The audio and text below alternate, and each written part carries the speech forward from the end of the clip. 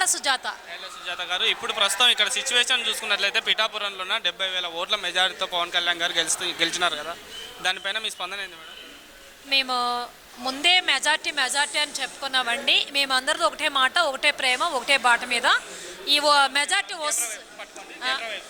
Majority వస్తుందని మేము ముందుగా విన్ అవుతామని మేము ముందుగా చెప్పి మేమందరం కూడా ప్రేమతో ఒక సొంత చెల్లెలుగా మేమందరం కష్టపడ్డామండి. నేను పాస్టమ్మ గారిని అన్ని ఛానల్స్లో కూడా మేము లైవ్ ఇవ్వడం తెలిసిందండి. ఆయన మా పిఠాపురానికి ఎమ్మెల్యేగా రావడమే చాలా సంతోషం. రోజా అనే ఆవిడ అసెంబ్లీ గేటు కూడా దాటనివ్వను అని అన్నారు.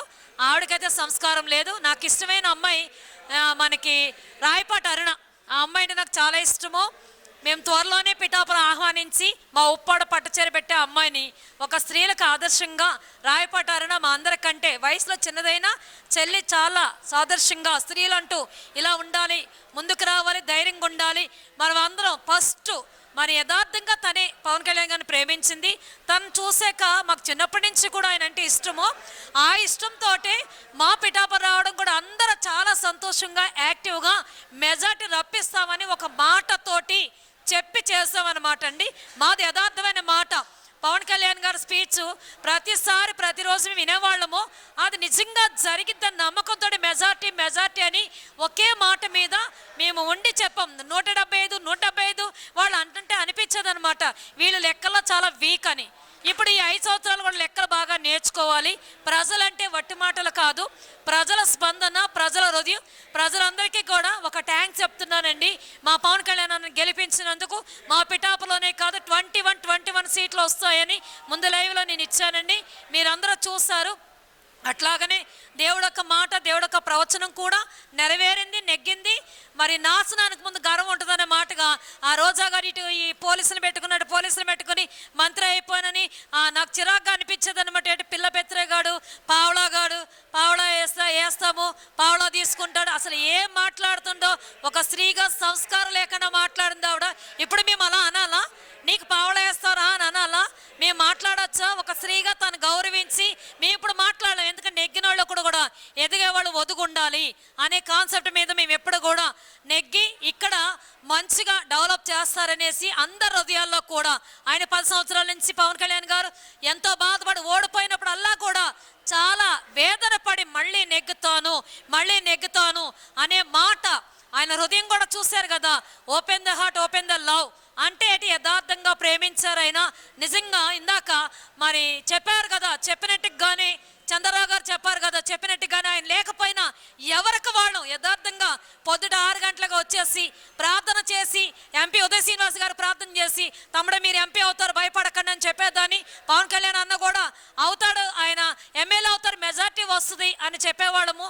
మా మాట వ్యర్థం కాకుండా మాకు దేవుడు కూడా బ్లెస్సింగ్ ఇచ్చాడు, దేవుడు కూడా ఆశీర్వదించాడు. అందరికీ దేవుడేనండి, యేసుప్రభు అందరికీ దేవుడే. మీ క్రిస్టియన్ మైనారిటీలకు అతీతంగా మాట్లాడి ఆయన నెగ్గుతారని చెప్పినప్పుడు ఈరోజు కాల్స్ అన్నీ కూడా ఈ జూన్ 4వ తారీఖు ఎప్పుడు వస్తారు ఎదురు చూస్తున్నాం.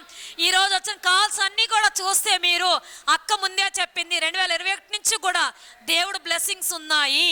ప్రభా అన్నవాడు పరలోక రాజ్యం చేరలేరు, మెజార్టీ వస్తుంది, పవన్ కళ్యాణ్ గారు విన్నర్ అవుతారు, ఆయన నెగ్గుతారు అని బల్ల గుద్ది చెప్పిన వీడియోస్ ఎన్నో ఉన్నాయి. ఈరోజు కూడా మంగళవారం మేము ఉపవాసం ఉండి మేమందరూ కూడా ఈ లెక్కింపులో మంగళవారం నామినేషన్ వేశారు. మా అందరితో ఒకటే ప్రేమ. మంగళవారం నామినేషన్ వేశారు. ఎంపీ గారు కూడా మరి ఎంతగానో సంతోషంగా అక్క ప్రార్థన చేయి అని పిలుస్తుంటే ఆనందం అనిపించింది. ఎంపీ గారు పక్కన కూడా లైవ్లు ఇచ్చాను. మెజార్టీ వచ్చాక కూడా మరి టెన్షన్ ఈ లైవ్లు ఇచ్చాక కూడా అందరూ అనేవారు, ఈ యొక్క ఏమనుకోకండి సోదరులు, మీడియా చూస్తుంటే నా ప్రవచనం నెరవేరుతుంది, నేనంటూ ఓటమి లేదు. ఫస్ట్ లైవ్లో నేను చెప్పాను ఆయనకు ఓటమి లేదు, ఆయన నెగ్గుతారు, ఆయన గెలుస్తారు అని చెప్పాము. ఆ రోజు ఆయన హెలికాప్టర్ వేసుకుని పిఠాపురం వచ్చిన రోజు కూడా ఏ లైవ్ అయితే ఇచ్చాము ఈ రోజు కూడా అదే లైవ్ ఇవ్వగలుగుతున్నాము. ఇక్కడి నుంచి ఆయన అభివృద్ధి చేస్తారు. మా పిఠాపురంలో మరి రోడ్లన్నీ కూడా చాలా ఇరుక్కున్నాయి. ఈ 5 ఏళ్ళ నుంచి డెవలప్మెంట్ లేదు. దోమలు ఎక్కువ ఉంటాయండి, చాలా బాధ. ఆల్ నీడ్ ప్రేయర్స్ చేసుకుంటే చాలా ఇబ్బంది పడుతుంటాము. కాంప్లెక్స్ డెవలప్మెంట్ లేదు, అవి చేస్తానని ఆయన అన్నారు.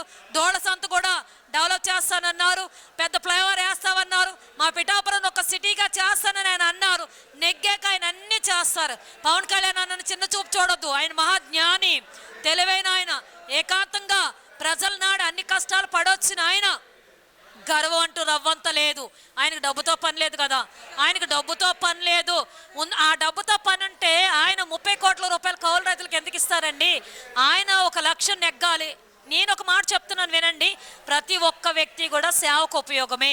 పవన్ కళ్యాణ్ గారు సేవకు ఉపయోగం కాబట్టే ఈరోజు దేవుడు ఎన్నుకున్నాడు. మేమేమని ప్రార్థన చేస్తామంటే ప్రతి పాస్టర్లు కూడా, దేవా నీకు ఇష్టమైన వ్యక్తిని మాకు ఎన్నిక చేయండి అని అడుగుతారు. 113వ కీర్తనలో ఒక మాట ఉందండి, ప్రధానులతో నేను కూర్చుండి పెట్టటకే నేను ఏర్పాటు చేసుకున్నాను అని ఉంది. 145వ కీర్తనలో కూడా నేను చెప్పాను, ఈ రాజ్యము శాశ్వత రాజ్యము. ఆ వాగ్దానాలు కూడా ఆయన మమ్మల్ని అందరిని ఆహ్వానించారు కాబట్టి మేము కష్టపడి ప్రార్థన చేసుకుని తెల్లవారుజాము లేగేసి జన సైనికులందరికీ కూడా నేను చెప్పాను, 3 గంటలేసి మోకరించి ప్రార్థన చేయండి అమ్మా, దేవా నీ ఇష్టం అనాలి, మా ఇష్టం అని అనకూడదు అని అనినప్పుడు పవన్ కళ్యాణ్ గారు ఇక్కడ నెగ్గుతారని నాకు దేవుడు దర్శనం తెల్లవారుజాము 3 గంటలు చూపించారు. ఆ రీతిగానే పవన్ కళ్యాణ్ గారు ఈ రోజున ఎమ్మెల్యేగా నెగ్గి మమ్మల్ని అందరినీ సంతోషపెట్టారు. ఈ రోజు మాకు సంతోషం, చాలా సంతోషము. అందరూ కూడా చాలా నెమ్మదిగా, విధేయతగా, అల్లరి లేకుండా చాలా విధేయతగా, వినయంగా ఎంపీ గారి దగ్గరికి విషయాస్ వచ్చాము. ఇక్కడ కూడా మరి చేబ్రోలు ఉదయం నాగేంద్రబాబు గారు వచ్చారు, మరి వదనమ్మ గారు వాళ్ళ దగ్గర విషేసి మేమందరం కూడా సంతోషంగా దేవుణ్ణి మహింపరుస్తూ దేవునికి కృతజ్ఞతాస్తుతులు చెల్లిస్తున్నాను. కోట్ల స్తుతులు పవన్ కళ్యాణ్ గారి తరపున ఒక పాస్టర్గా దేవుడు నా ప్రవచన వ్యర్థం కాకుండా 21 సీట్లు వస్తాయని చెప్పినందుకు ఎంపీ ఉదయ్ శ్రీనివాస్ గారు ఇదే మంగళవారం ఇదే ప్లేస్ ఇదే పార్టీ ఆఫీస్లో ఎంపీగా మీకు సీట్ వస్తాను మధ్యాహ్నం నేను 3 గంటలు చెప్పాను. రాత్రి 7 గంటలకు పవన్ కళ్యాణ్ గారు అనౌన్స్మెంట్ చేస్తారు. అందుకే ఎంపీ ఉదయ్ శ్రీనివాస్ గారు చాలా ఇష్టం. నాక్క అంటారు. ఈరోజు ఇలా మేమందరం సంతోషంగా ఉన్నామంటే దేవుడు మమ్మల్ని ఒక్కసారి బ్లెస్సింగ్ చేశాడు.